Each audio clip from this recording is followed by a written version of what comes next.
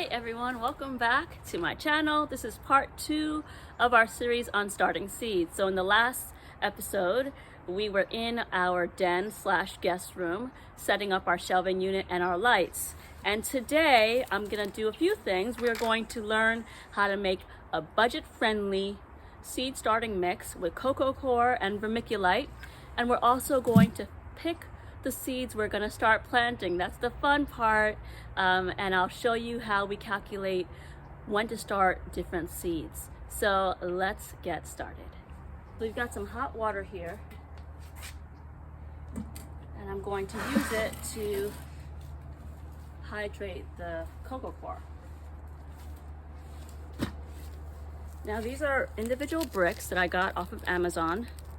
I got these a year ago because, as you probably know by now, if you've seen a few of my videos, I am all about saving money and getting things when they are on sale.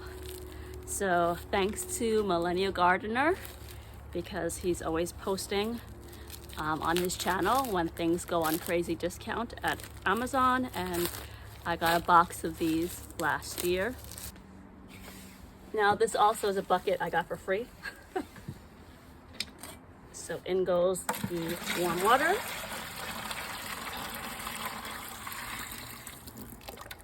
And we're gonna let that sit in there for a while it hydrates.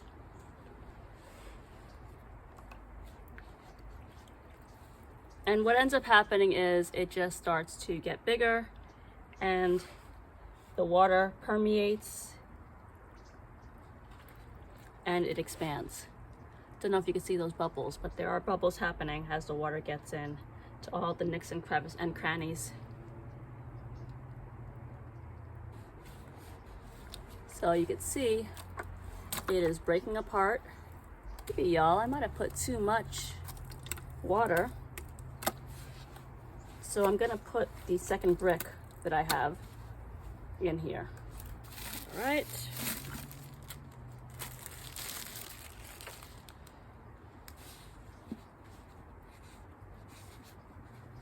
Nestle that in there. I will be back when it's hydrated. So the vermiculite helps because it helps the mix retain water. So you don't have to water your seedlings as often. And I'm going to get the vermiculite in here.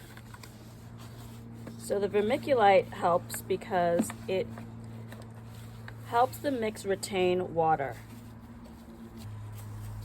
So we're putting a 1-to-1 ratio. We're making sure to add as much vermiculite as we have coco coir. I'm doing this outside, one, because it can get messy, right? But also it can be dusty and you don't want to breathe this in.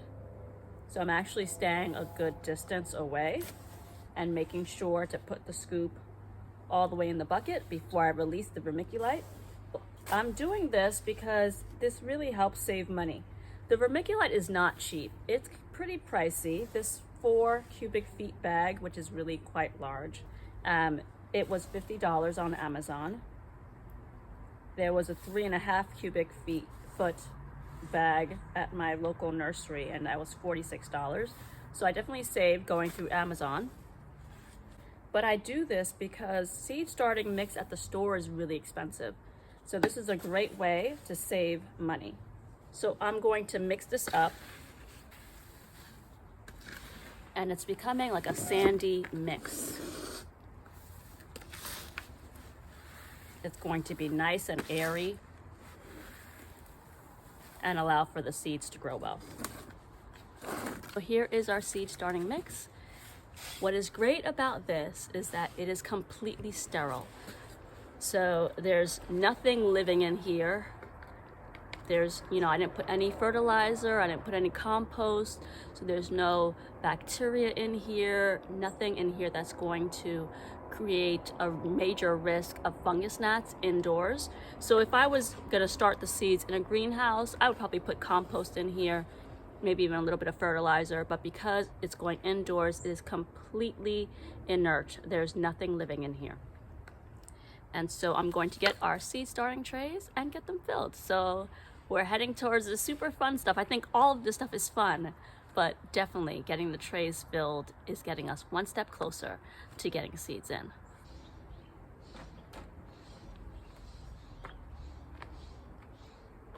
All right, here are our snazzy seed starting trays. I really like the design. I mixed the black and the pink. It just makes me happy. We do what makes us happy.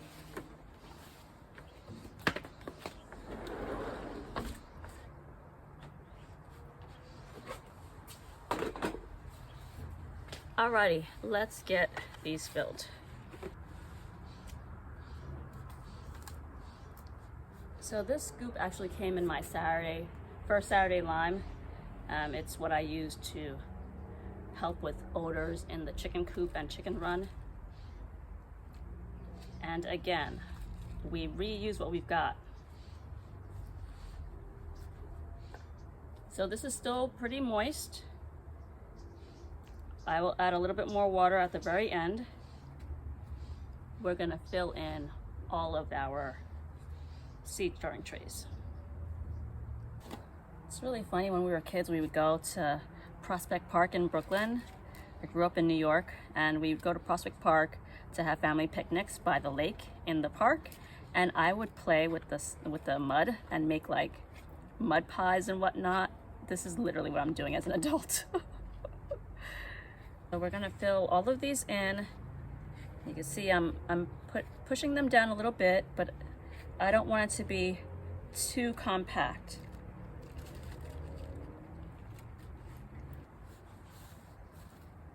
Now you can, of course, get seed starting mix, right? Especially if you don't have a lot of seeds that you want to start. But this is a cost savings over time. That vermiculite bag, it costs $50, but I will have it for years. And so if you want to save cost over years, definitely this is the route to go. If this is, your first time starting seeds and you're not sure if you're going to like it, yeah, it might make sense to get just a bag of seed starting mix. And if you like it, then you can invest making your own mix. And I'm making sure all the coco coir pieces are fully broken down. And you see when I push down, it goes pretty deep. So some of these have large air pockets, and we want to make sure that we fill up those pockets. And I'm not filling them all the way to the top, because when we put in the seeds, we are going to cover them with a little bit of soil. All right, I will come back when the other tray is filled. So we have filled all of the trays, and I'm just going to mist them gently. We want to make sure that the seed starting medium is nice and moist so that the seeds have enough moisture to grow in.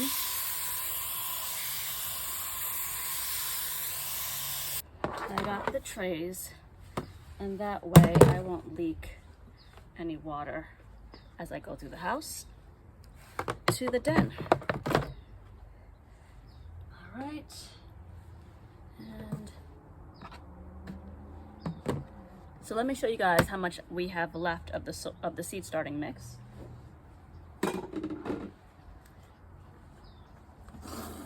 It's amazing how much we used.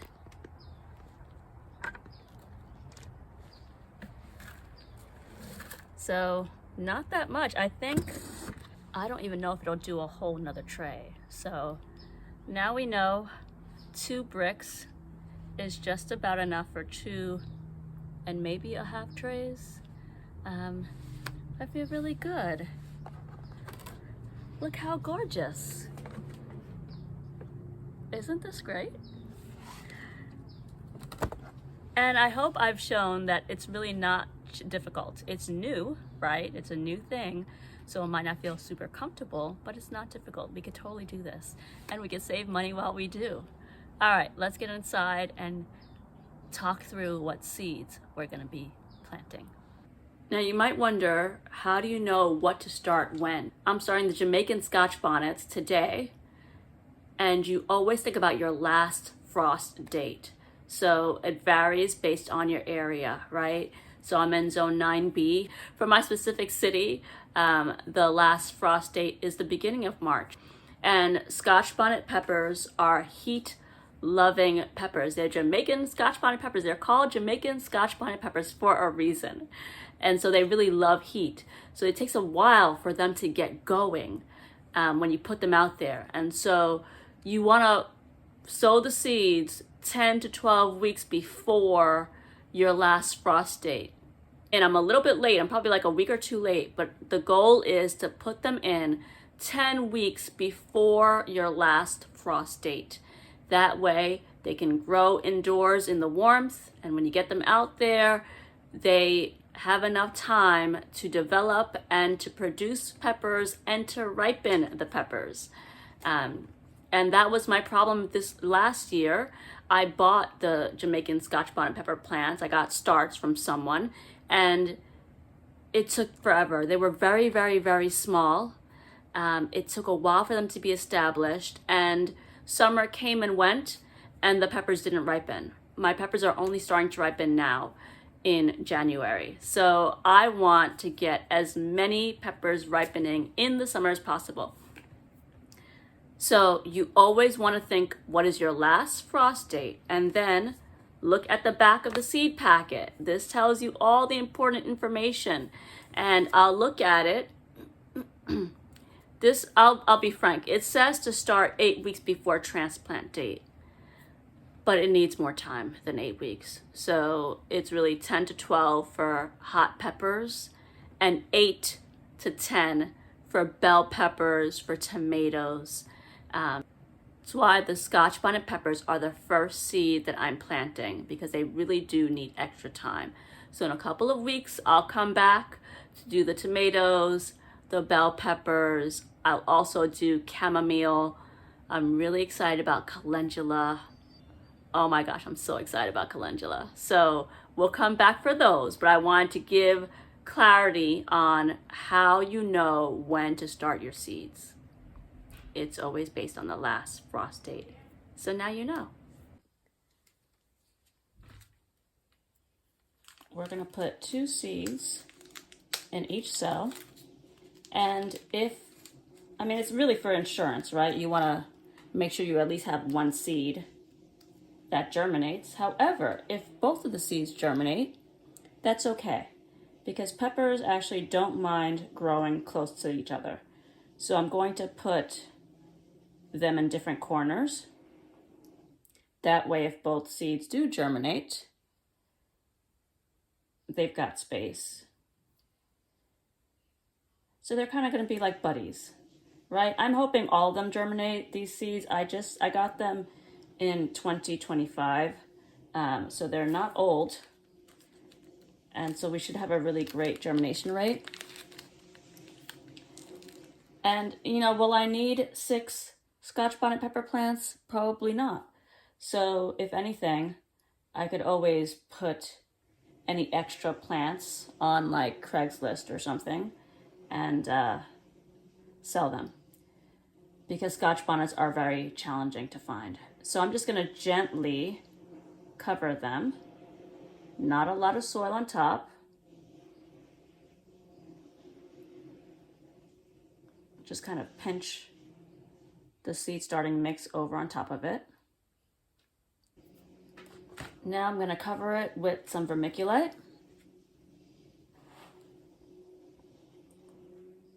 And we're doing this to help protect the mix from any fungus gnats. Fungus gnats are less likely to lay eggs if the soil is covered.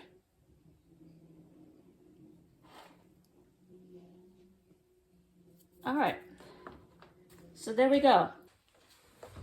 Now I realized I was doing the math, and I bought 2 Scotch bonnet pepper plants last year, $3 each, so I paid $6. Here we have potentially 12 Scotch bonnet plants times by 3. That's $36. Even if let's say 6 of them make it, that's still $18 that we're saving, right? So in the long run, starting your plants from seed really saves a good amount of money. And if I'm not even calculating the cost of my time or the cost of gas to go and get them, right? So I'm really excited because after, the initial setup cost, I got the lights, I got the seed starting trays, I got the heat mats, I already had this shelving unit. But after the startup costs, you really start saving money after the first year. And I'll probably do a quick short and work through all the numbers and just think about how much I would have spent buying all these plants rather than starting them from seed. So look for that in the future. Just to show you the setup, I have the seed domes that came from Greenstock. They fit perfectly over the cells here. Unfortunately, they're no longer selling them individually. You've got to sell them in a seed starting kit, which makes me really sad because I have all these kits and I didn't have the money to buy extra domes at the time. So what I also am doing is just using, they're not a perfect fit, but I'm using the to-go container lids, like from takeout, like Chinese restaurants or whatever. And you could use that. You could also use, what is it called? Saran wrap or cling wrap. Now that we are done planting the Scotch bonnet peppers, the biggest thing to remember, always label your seeds. Always. You will not remember. You'll tell yourself, I'm going to remember what it is. You won't remember. Trust me, you won't. Ask me how I know. So we're going to label. I was originally going to use popsicle sticks to label all of the plants, and I don't know where I put them. So for right now, we're just going to use Post-it notes, and when popsicle sticks pop up again, I'll use them. I'm just going to get the cover on, and what I want to do is give it one last water. So here's the to-go container. Reduce, reuse, recycle. We don't have to buy a whole bunch of things when we don't need to. And I'm just going to sit in here with the water and let it wick up the water. I'm going to give it about 20 minutes to soak up as much water as it wants. And then I'll put it back on the heating mat. And we will hopefully have some germination in the next 5 or so days. So the heating mat really does speed up germination. When in doubt about germination, read the back of the seed packet for the Scotch bonnets. It's 7 to 21 days. The heat mat really does speed up germination. So I'm not thinking it's gonna be, 3 weeks. That's kind of crazy. But I will get back to you and let you know how many days it took. So we're gonna give this a few more minutes, let it soak up some water, and then we'll put it back on the heat mat. And in about 2 weeks, I will be coming back to do tomatoes, bell peppers, calendula. I'm really excited about the calendula. Chamomile, and a few other things. Starting from seeds saves money in the long run. And you don't have to buy seed starting trays. You can use to-go containers. Just save your to-go containers. And you've got the lids can be your domes, your heat domes. So you can really use anything. You can use yogurt containers. You could use anything to grow seeds. It doesn't have to be fancy at all. Another example, the little plastic boxes that salad mixes come in, you could use those. There are so many options to save money. I'm so glad we got to hang out together. Thank you for spending time with me as we made our own seed starting mix to save beaucoup bucks. Instead of buying seed starting mix at the store, we got our first seeds in. So exciting. So for all you newer gardeners or those who are starting seeds for the first time, I really hope that this helps you. So I'm gonna put up on the top the part 1 of this process and setting up the station itself if you haven't seen it already. feel free to click on that and watch it. So I hope that you're also preparing for your spring or summer garden. Let me know if you've started any seeds. Let me know what you plan to grow in your gardens. I would love to hear from you in the comments. Like, subscribe, share this video with a friend that you know wants to start seeds so that they can do it too. Thanks for hanging out with me, and I'll see you in the next video.